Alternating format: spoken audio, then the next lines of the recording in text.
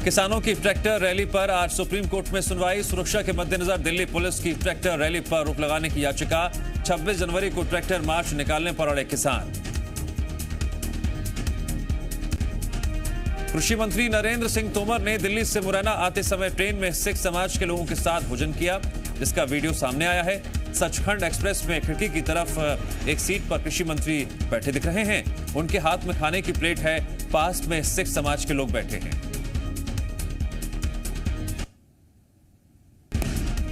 प्रधानमंत्री नरेंद्र मोदी अहमदाबाद मेट्रो परियोजना के दूसरे चरण का करेंगे शिलान्यास। सूरत में भी परियोजना के लिए भूमि पूजन आज। थोड़ी देर में वीडियो कॉन्फ्रेंसिंग के जरिए कार्यक्रम में होंगे शामिल। मित्र देशों को वैक्सीन मुहैया कराने के लिए सरकार की बैठक आज। विदेश और स्वास्थ्य मंत्री के साथ वैक्सीन कंपनियों के अधिकारी भी होंगे शामिल। मध्य प्रदेश में आज वैक्सीनेशन का दूसरा दिन। भोपाल में जेपी अस्पताल, हमीदिया, सुल्तानिया समेत 12 स्थानों पर स्वास्थ्य कर्मियों को वैक्सीन लगाई जा रही है।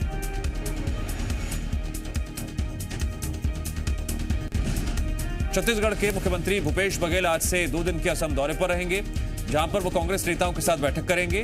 कांग्रेस की ओर से मुख्यमंत्री बघेल को असम में पार्टी का केंद्रीय पर्यवेक्षक बनाकर चुनाव प्रबंधन और समन्वय की जिम्मेदारी सौंपी गई। सीएम भूपेश बघेल ये बैठक असम में विधानसभा चुनाव की तैयारियों पर लेंगे। सीएम बघेल सुबह 10:30 बजे असम के लिए रवाना होंगे। वो कामाख्या मंदिर पहुंचकर दर्शन भी करेंगे। मुख्यमंत्री शिवराज सिंह चौहान आज दिल्ली द्वार पर रवाना होंगे।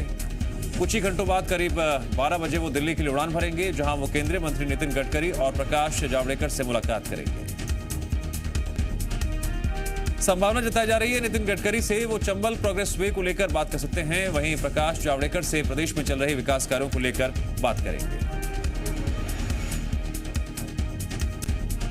मुरैना में जहरीली शराब से 24 लोगों की मौत मामले की जांच के लिए अपर मुख्य सचिव राजेश राजोरा के नेतृत्व में बनाई टीम ने सरकार को रिपोर्ट सौंप दी है।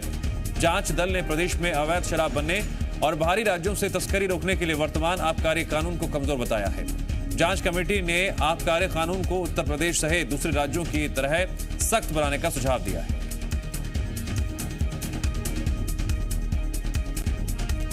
जांच रिपोर्ट में कहा गया है कि अवैध शराब का कारोबार करने वालों पर धारा 134 के तहत कार्रवाई की जाती है, जिसमें तुरंत जमानत हो जाती है, जिससे लोगों में कानून का खौफ नहीं रहता।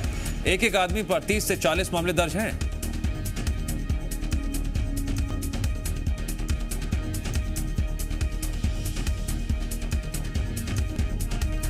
मुरैना में जहरीली शराब पीने से 24 लोगों की मौत मामले में मुख्य आरोपी मुकेश किरार को पुलिस ने गिरफ्तार कर लिया। पुलिस ने मुकेश किरार की चेन्नई से गिरफ्तारी की। पुलिस आरोपी को अभिरक्षा में लेकर मुरैना ला रही है।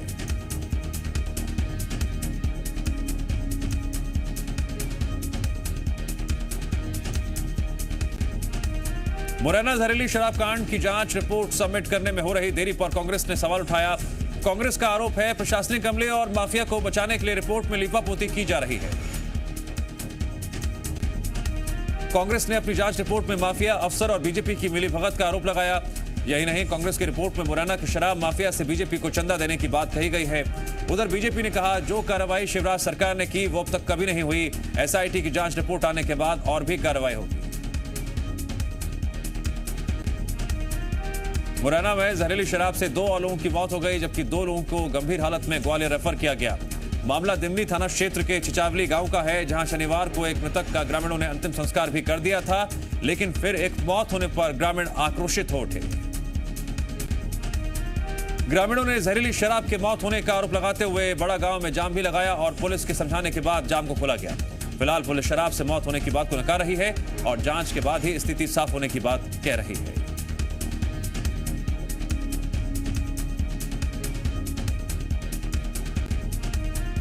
मुरैना जहरीली शराब कांड में मृतकों के परिजनों से केंद्रीय मंत्री और स्थानीय सांसद नरेंद्र सिंह तोमर ने मुलाकात की। महाराजपुर रोड पर पवन राठौर के परिजनों से मुलाकात कर केंद्रीय मंत्री ने उनको सांत्वना दी।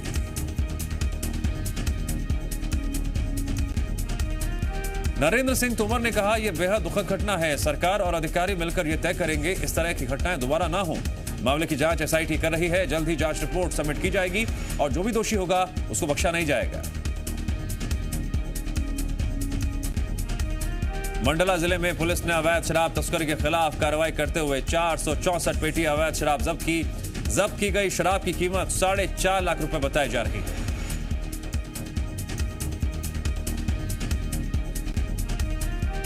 दरअसल पुलिस को सूचना मिली थी कि नैनपुर तहसील के दिठोरी गांव में अवैध तरीके से शराब लाई जा रही है। इसके बाद पुलिस ने दबिश देकर 464 पेटी अवैध शराब समेत वाहन जब्त कर लिए। पुलिस ने ड्राइवर को भी गिरफ्तार कर लिया है।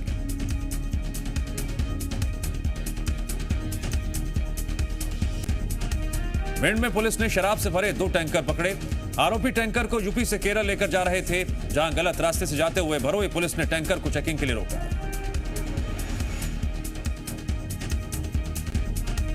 चेकिंग के दौरान टैंकर में 60,000 लीटर ओपी केमिकल मिला, जिससे नकली शराब बनाई जाती है। मौके पर पहुंची पुलिस और आबकारी टीम ने ड्राइवर और क्लीनर को हिरासत में लिया। दोनों से पूछताछ की जा रही है।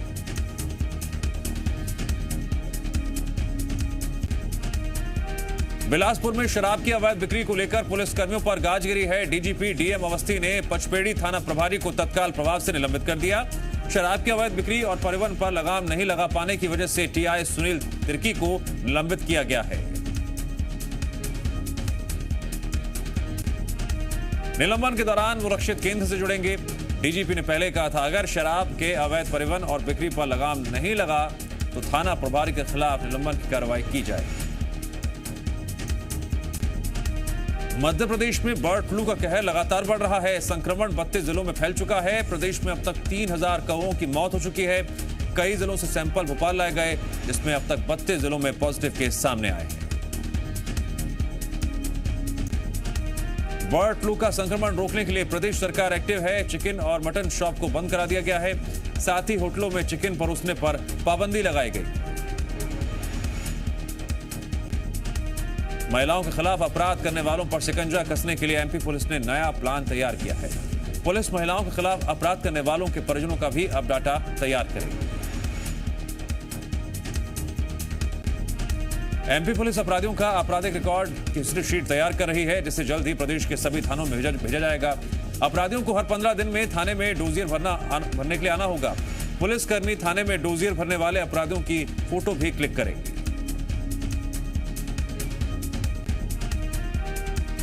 मंत्रिमंडल में जगह नहीं दे पाने पर सीएम शिवराज का दर्द सामने आया। सीएम शिवराज ने इस बात को स्वीकार भी किया, वो अपनों को मंत्री नहीं बना पाए।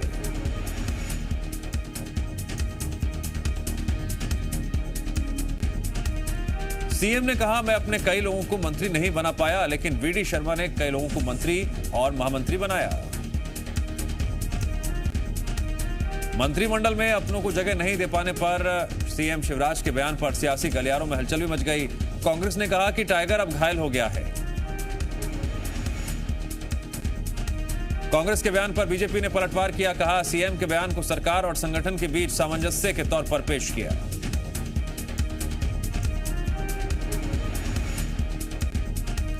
बीजेपी पदाधिकारियों के पद ग्रहण कार्यक्रम में पहुंचे सीएम शिवराज ने कहा, यह टीम जोश और उत्साह से भरी है।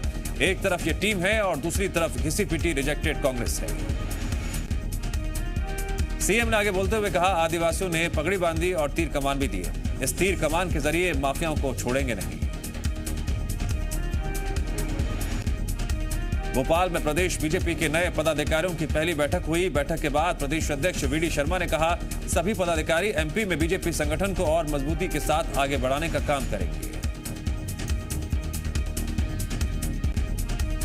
बीजेपी प्रदेश अध्यक्ष ने कहा, जल्द ही 2 दिन की एक विस्तृत बैठक होगी। इसमें सारी योजनाओं और आगामी रोड मैप की तैयारी की जाएगी। पदाधिकारियों को मीडिया में बयानबाजी को लेकर हिदायत दी गई। विंध्य प्रदेश की अपनी मांग पर मैहर के विधायक नारायण त्रिपाठी ने एक बार फिर मुखर हो गए। सतना में एक जनसभा में उन्होंने कहा कि हम नया विंध्य प्रदेश बनाने के लिए नहीं बोल रहे, बल्कि हमारा पुराना विंध्य प्रदेश ही वापस किया जाए। इसके लिए उन्होंने गांव से लेकर भोपाल तक आंदोलन की बात भी कही।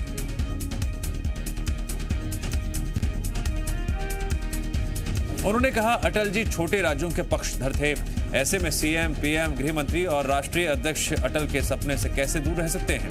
विंध्य प्रदेश की मांग के बाद प्रदेश अध्यक्ष वीडी शर्मा ने उन्हें मुलाकात के लिए भोपाल बुलाया था। ऐसे में समझा जा रहा था इस मामले में नारायण त्रिपाठी पार्टी की लाइन पर चलेंगे। बीजेपी विधायक नारायण त्रिपाठी की विंध्य प्रदेश की मांग का पूर्व मंत्री सज्जन सिंह वर्मा ने समर्थन किया। इंदौर पहुंचकर सज्जन सिंह वर्मा ने कहा, विंध्य प्रदेश की मांग का कांग्रेस समर्थन करेगी। उन्होंने कहा, हम तो चाहते हैं राज्य छोटे होने चाहिए। रतलाम के सैलाना से कांग्रेस विधायक हर्ष गहलोत एक महिला नायब तहसीलदार पर जमकर भड़के। इस दौरान उन्होंने महिला नायब तहसीलदार से यहां तक कह दिया, अगर आप महिला ना होती तो कॉलर पकड़ लेता। दरअसल हर्ष गहलोत ने सैलाना में किसान आंदोलन के समर्थन में ट्रैक्टर रैली निकाली थी। रैली के साथ विधायक हर्ष गहलोत ज्ञापन देने एसडीएम कार्यालय के बाहर पहुंचे, लेकिन एसडीएम की जगह महिला तहसीलदार ज्ञापन लेने बाहर आई। इसी बात से नाराज होकर हर्ष गहलोत खफा हो गए और अपने गुस्सा महिला नायब तहसीलदार पर उतार दिया।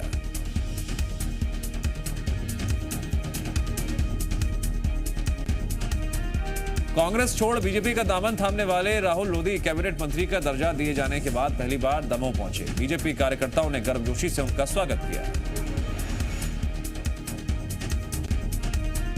इस दौरान राहुल लोधी ने कहा, दमोह में मेडिकल कॉलेज की मांग को लेकर ही उन्होंने कांग्रेस छोड़ी थी और अब शिवराज सिंह जल्द ही दमोह में मेडिकल कॉलेज की नींव रखेंगे। इस मुद्दे पर कमलनाथ को कटघरे में खड़ा करते हुए आरोप लगाया कि जो कॉलेज दमोह में आना था, कमलनाथ उसे छिंदवाड़ा ले गए।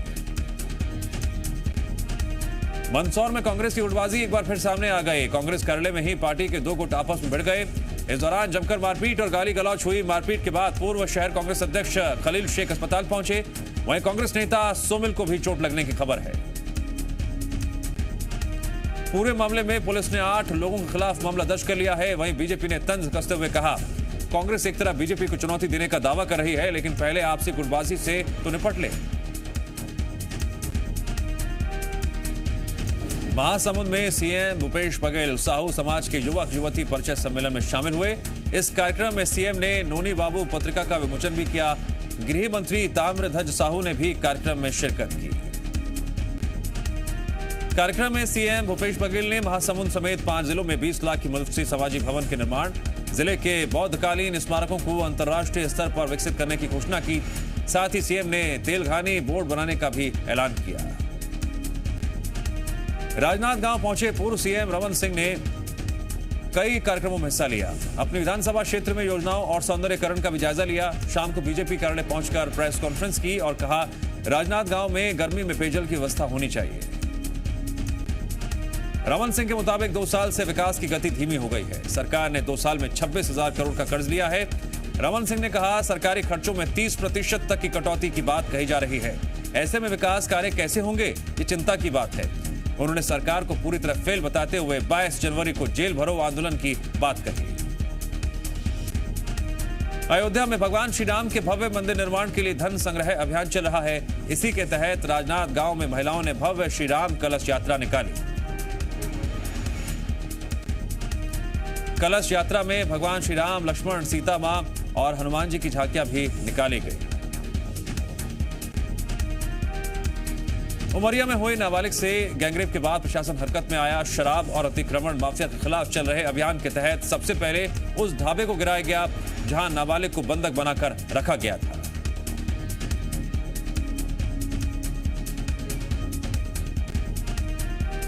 बीजापुर के गंगालूर थाना क्षेत्र में पुसनार बेचापाल मार्ग से 100 मीटर की दूरी पर नक्सलियों ने स्पाइक होल और 4 बम लगाए थे।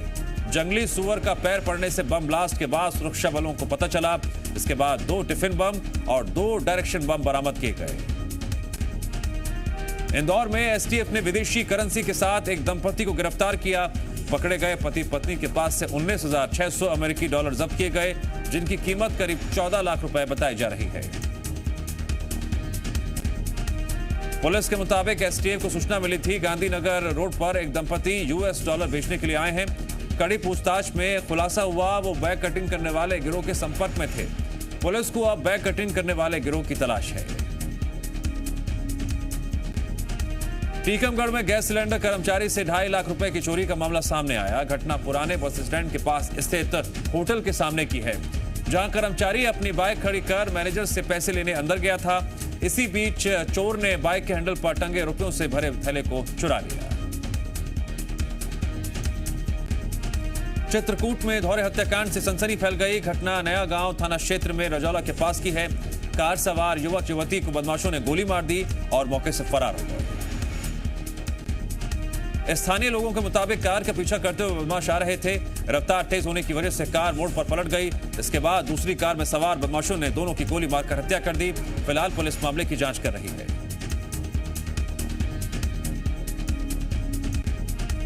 अशोकनगर के चंदेरी से दिल दिला देने वाली घटना सामने आई। बताया जा रहा है एक मां ने अपने 8 महीने के बच्चे को बीच सड़क पर कुल्हाड़ी से काट डाला।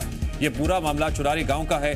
घटना के एक दिन बाद ग्रामीणों की सूचना पर पुलिस मौके पर पहुंची और आरोपी महिला को गिरफ्तार कर लिया गया। परिजनों के मुताबिक महिला की शादी 2 साल पहले इंदौर में हुई थी और महिला कुछ दिन पहले ही गांव आई थी। हालांकि महिला ने पूरी घटना को अंजाम क्यों दिया, इसका खुलासा तक नहीं हो पाया है। गांव वालों के मुताबिक आरोपी महिला जेल में बंद एक बाबा के संपर्क में थी।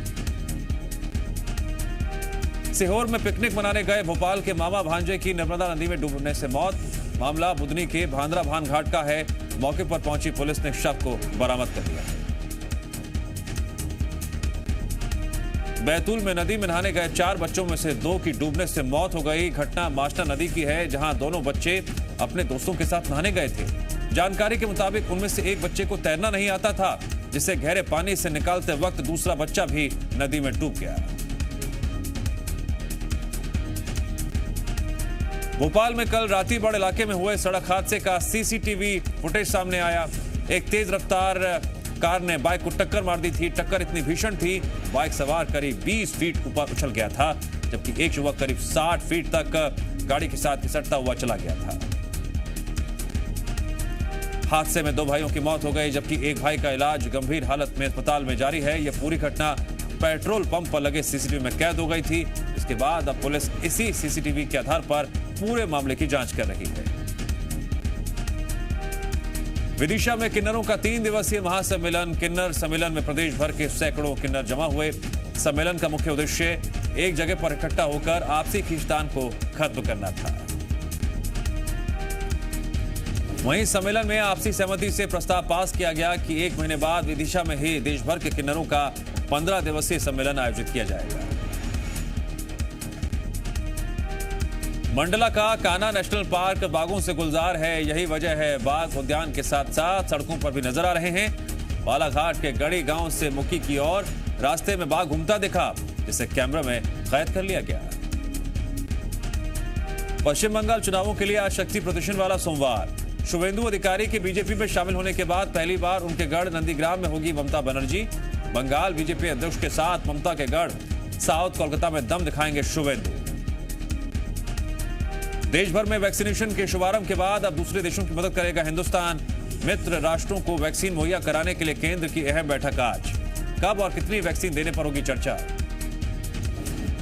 दिल्ली में आज से खुले स्कूल। 10वीं और 12वीं की कक्षा को ही इजाजत। नियम और शर्तों को मानना होगा जरूरी। कंटेनमेंट जोन के बाहर के स्कूल ही खोले गए।